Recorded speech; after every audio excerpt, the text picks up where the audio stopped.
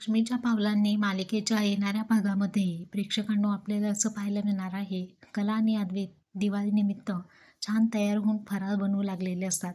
तेव्हा अद्वैत खरेला म्हणतो, खरे अगं तू टेन्शन नको घेऊ. या चित्रातील अर्थ, शापमुक्तीचा जो काही मंत्र आहे तो लवकरच आपल्याला समजेल. कला आणि अद्वैत करंजी बनवू लागतात चंद्रकोरासारखी. तेव्हा कलाला समजतं की हा आकार म्हणजे देवीचं शस्त्र आहे, देवीचं अस्त्र आहे, सुखी संसार. आणि चंद्रकोराप्रमाणे बनवलेली ती करंजी त्याच्याकडे पाहून सुद्धा कलाला वेगवेगळ्या युक्ती, देवीचे शस्त्र तिला आठवतात आणि ती अद्वैतला म्हणते, चांदेकर आता आपल्याला समजलेला आहे, शापमुक्ती करण्याचा जो काही मंत्र आहे तो आपल्याला सापडलेला आहे.